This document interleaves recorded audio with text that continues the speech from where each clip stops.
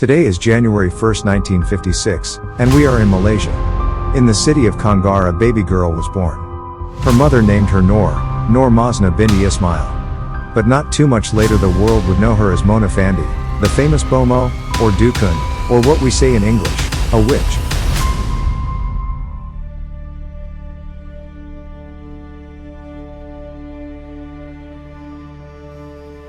From a young age, Mona was obsessed with being famous.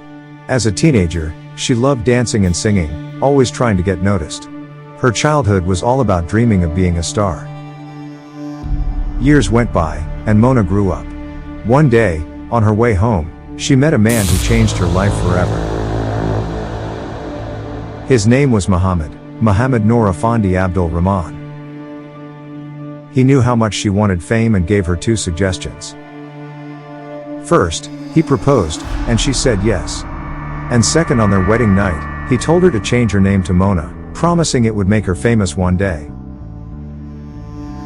In 1987, Mona released her first album. It was a disaster. They lost a lot of money because it didn't sell at all. Mona was crushed, but her husband wasn't. He told her they needed a new way to become famous, not through singing and dancing.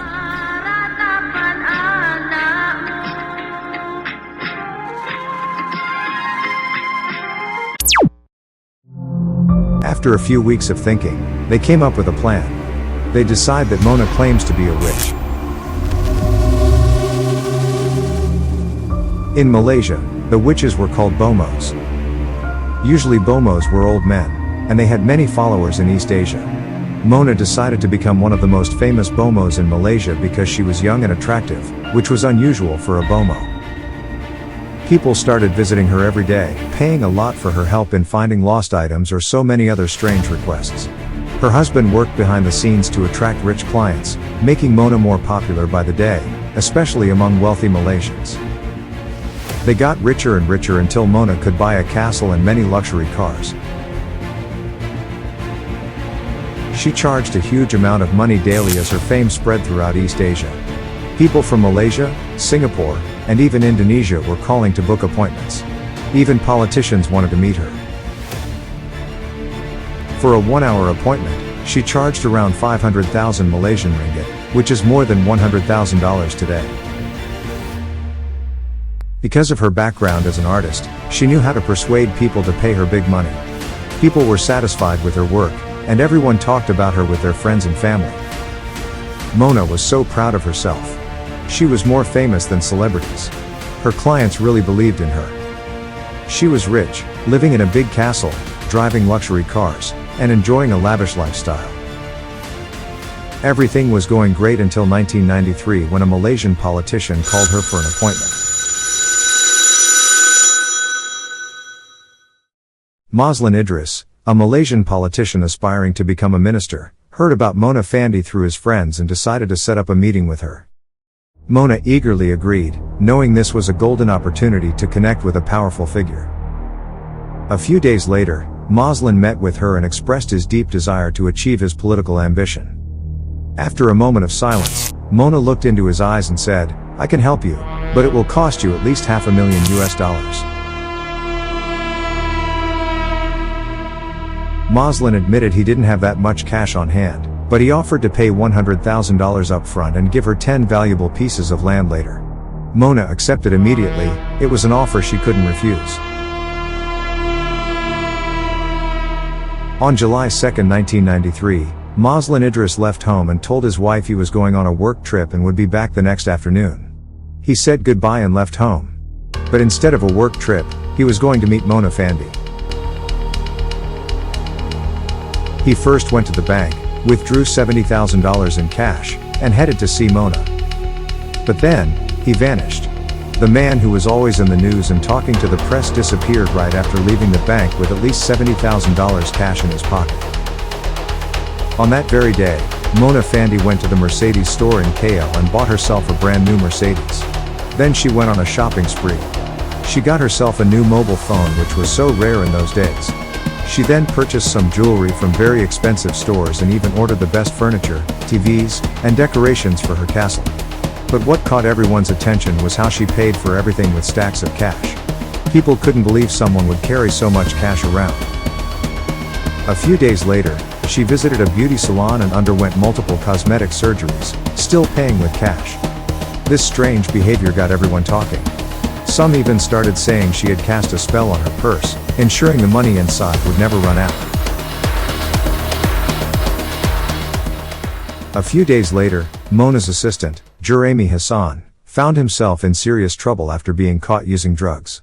In Malaysia, even possessing a small amount of drugs can lead to severe penalties, including execution. Juraimi was so high when he was apprehended that he could barely speak clearly. In his delirium, he uttered shocking words to the police: "We killed Mazlan Idris and buried him in the ground." He even went as far as to claim he was Mona Fandey's assistant, warning the officers that she would curse them. The police were alarmed. Mazlan had vanished just days earlier, and now they had a potential lead. They persuaded Juraimi to reveal the burial site, which turned out to be on one of the 10 plots of land Mazlan had recently given Mona as part of her compensation. When they arrived, they discovered the area had been covered in concrete. With mounting dread, they began to dig and soon uncovered a grisly scene. Mazlan's body dismembered into 18 pieces accompanied by strange statues, knives, and an axe.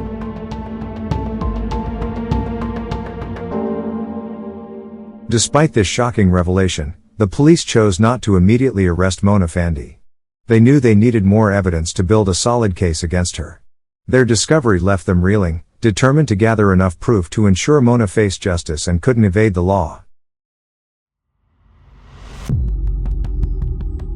Finally, on August 2, 1993, police officers surrounded Mona's castle, stormed the premises, and apprehended both Mona and her husband. Alongside their assistant, they were the primary suspects in the murder case. After many trials and fierce arguments between the defenders and the prosecutor, Juraimi Hassan finally admitted to beheading Mazlan with an axe around 10 p.m. on July 2, 1993, in the same house where they found the victim's body. Hassan said he did it because Mona's husband told him to. He also said he had to cut the body into pieces and bury it, all on his orders.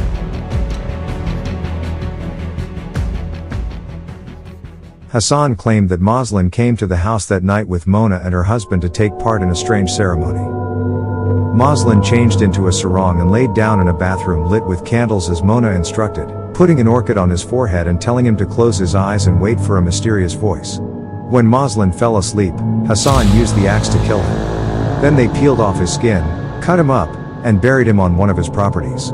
After that, they all went to another bathroom to wash off the blood. One of the scariest things in court was Mona Fandey's creepy smile. Maybe it was because of her beauty surgeries, or maybe she just felt proud of what they did.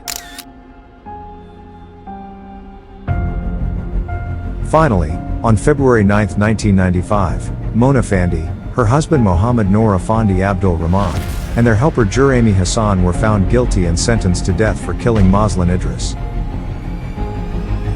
For Mona, it was like a strange dream come true. Now, she was famous all over the world. When she heard she'd be hanged, she only told reporters, "I am happy with the decision."